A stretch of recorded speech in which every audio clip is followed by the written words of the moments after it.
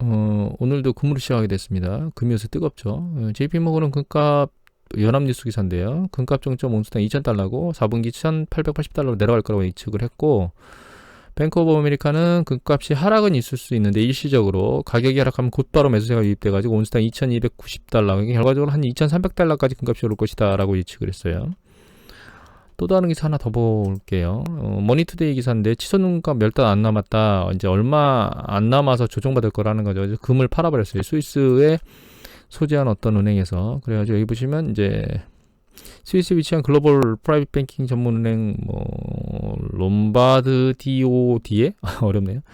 여기에는 이제 이코노미스트가 우리 팀은 가지고 있던 금의 절반을 팔았다는 거예요. 그래서 이제 금값이 실질금리가 낮을 때 금을 선호하는데, 실질금리는 채권에 대한 수요를 약화시키고 이게 이제 대체자산이 안전자산에 대한 금의 매력도를 높이는데,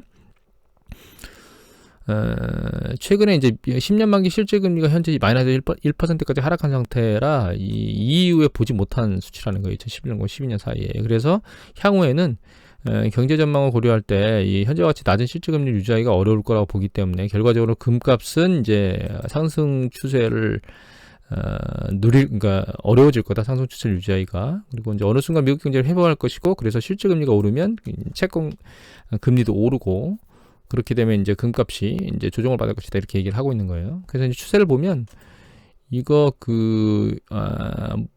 물가 연동 채권이거든요, 미국에. 근데 이제 특정한 기간이 아니고 이거는 뭐 5년, 7년, 10년, 20년, 30년짜리 물가 연동 채권이 믹싱된 거예요. 에버리지로 된 거거든요. 그래서 최근 바닥까지 내려왔어요. 굉장히 많이 밑으로 내려와서 마이너스 상태를 굉장히 유지하고 있거든요. 근데 하나 추세를 더 보여드리면 이거 연준의 그 채권 관련된 정보거든요. 최근 보시면 여기 각자 나와 있죠. 이거 이제 인플레이션 적용된 물가연동 채권인데, 잘 보시면 이제 21일부터 27일까지 추세를 보세요. 바닥으로 떨어졌다가 이제 상승하고 있죠. 마이너스가 준다는 얘기는 상승한다는 뜻이죠. 그 다음에 7년짜리 역시 바닥으로 떨어졌다가 상승하고 있습니다. 그리고 10년짜리 역시 바닥을 찍고 올라가고 있어요. 여기 보시면 다 바닥을 찍고 올라가고 있죠. 물가연동 채권들이. 그래서 결과적으로 이제 이분이 주장하는 스위스 은행에서 실질 금리가, 그러니까 인플레이션, 그러니까 그 금리가 떨어지는, 실질 금리가 떨어지는 그런 수준이 다시 상승으로 전환됐기 때문에 판다라고 하는 얘기를 하고 있습니다. 일견 일리가 있는 말입니다. 이게 논지가 전혀 틀린 말이 아니고 일리가 있기 때문에 이것도 역시 한번 볼만해요. 물론 뭐 지금 금값이 오른다고 하는 건 유동성이 폭등했기 때문에, 그 다음에 이제 주식 가격이나 이런 것들이 많이 올라갔기 때문에 안전자산을 찾아서 금값이 올라가는 근본적인 이유도 있고, 이런 부분들도 있고 여러 가지 혼재되어 있기 때문에 꼭 이게 정답이다라는 얘기는 아니에요. 이런 의견도 있다라고 보여드리는 겁니다. 다만 한 가지 더 보여드리면, 저는 의견이, 이건 이제 골드허브인데요. 골드허브 안에 데이터에 보면 뭐가 있냐면 이제 ETF의 흐름이 있어요. ETF의 투자 자금의 흐름이거든요. 근데 잘 보시면 이거는 금 가격이고요. 이거는 금을 이제 사고 파는 톤수예요.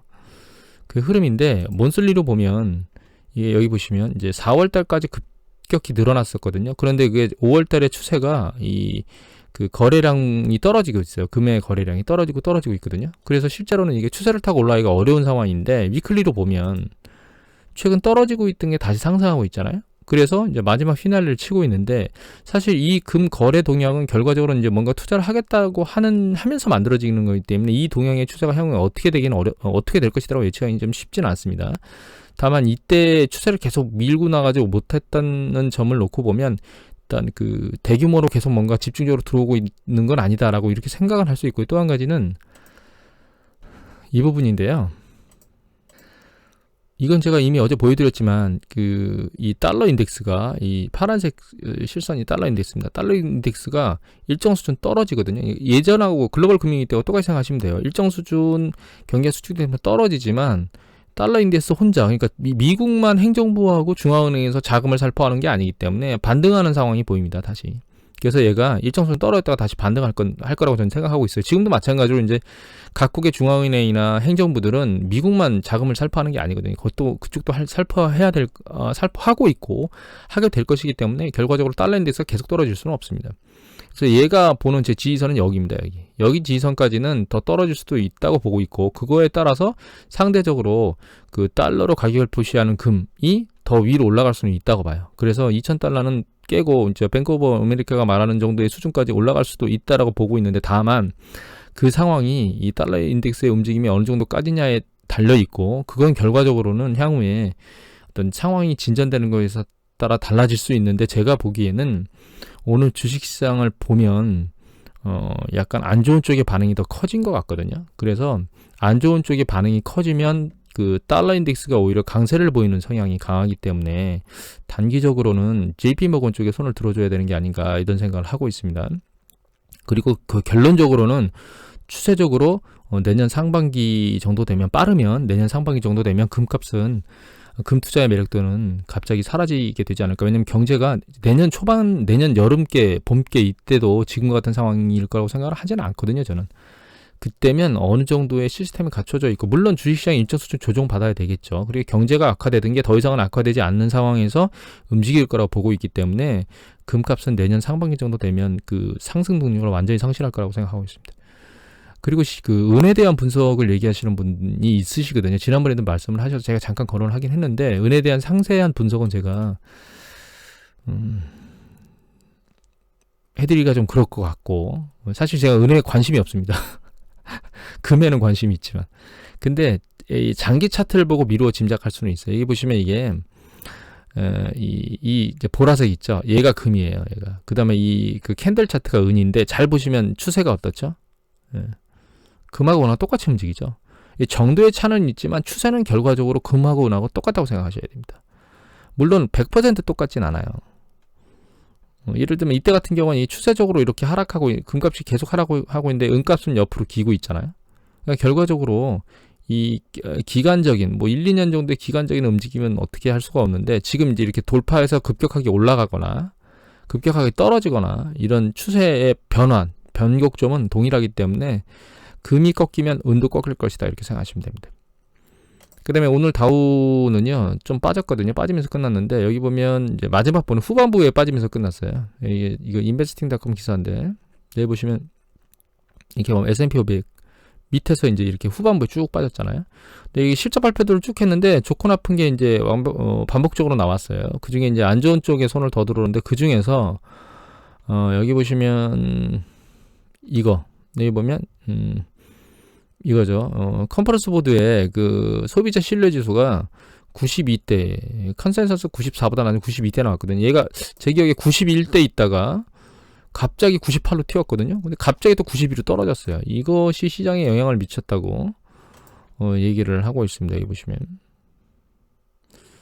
여기에 있을 건데, 이 7월 달에 굉장히 약해졌다고, 사인이 경제에 대해서 여기 소비자들이 그렇게 얘기했다고 나와 있고, 또 한 가지는 여기 이제 중간 기사에 보면 이 감염의 속도가 이제 플로리다, 애리조나나 텍사스나 이런 쪽에 대해서 약간 그 최근 상황에서 약간 이제 둔화되고 있는 거는 맞는데요. 여기 보시면 앤서니 파우치가 뭐라고 또 얘기를 하셨냐면, 야, 이거 다음번에는 이 그 중앙 부분, 중부 쪽에서 뭔가 확 일어날 수 있다라고 경고를 했답니다. 그래서 이걸 잠깐 보시면, 잘 보시면 이제 이쪽에 처음에 뉴욕주 쪽에서 일어났죠. 그러던 게 이제 남부 서부를 돌았는데 이제 중부까지 확대될 것이다, 이렇게 예측을 하고 있는 것 같아요. 다만 지금 현재 상황이 좋은 추이인 거는, 여기 보면 확진율이 떨어지고 있어요. 이거는 그 존스 홉킨스 데이터인데, 이거는 CDC 데이터입니다.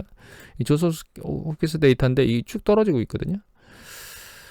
그리고 그래서 이제 확진자 수도 줄어들고 있어요. 이건 긍정적인데, 이제 파우치 소장이 CDC의 데이터에 나오는 것처럼 이게 이쪽까지 확대된다 그러면 전역이 전부 다 확대되는 거고, 지금 이제 이게 그나마 확진율이 떨어지고 있는 거는 각 그 재봉쇄가 다시 시작되고 있기 때문에 이렇게 된 거잖아요. 그 확진자가 중앙까지 떨어진다는 얘기는 이제 전체적으로 전부 다 봉쇄가 이루어진다는 뜻이기 때문에 경제적으로 안 좋겠죠. 또 한 가지 생각해 봐야 될 거는, 여기 이제 마지막 기사에 뭐라고 나왔냐면, 이제 그 법안 당국자들이 그 차이를 조율하는데 좀 어려울 거라고 얘기를 했어요. 이게 기사가 잠깐 보면 공화당에서 추가 부양책을 하고 있는데 600달러에서 200달러를 축소한다고 얘기가 나왔거든요. 이제 이런 부분들이 이제 약재로 작용한 거죠. 그나마 상대적으로 주식시장이 밀린 건 덜하기 때문에 최악은 아니라고 보고 있고요. 다만 향후에 경제 지표들이 계속 안 좋아지게 나오지 않을까, 그렇게 생각하고 있습니다. 또 한 가지 좀 봐야 될 게, 여기 보시면 이거 이제 Calculated Risk Blog.com에 나온 데이터인데, PMI 지수, 그 다음에 연방은행에서 제조업 서베이 이런 것들을 종합해 본 것 중에 7월 달이 보시면, 이제 6월 달은 여기까지 나왔고 7월 달은 이렇게 급증했거든요, 위로. 그러면 이게 좋아졌잖아요. 이게 확산국 면에서 더 위로 튀었거든요. 그러면 이게 주식시장에 반영이 돼야 되는데 이게 주식시장에 반영이 안 됐다는 겁니다. 그러니까 이게 호재지만 호재로 반영이 안 됐다는 얘기는 시선이 악재로 돌아갔다는 뜻이겠죠. 또 한 가지 여기 보시면 이것도 역시 Calculate 블로그 리스크 블로그닷컴에 나온 건데, 이제 케이스 실러 가격 지수가 계속 올라가고 있어요. 이거는 긍정이거든요.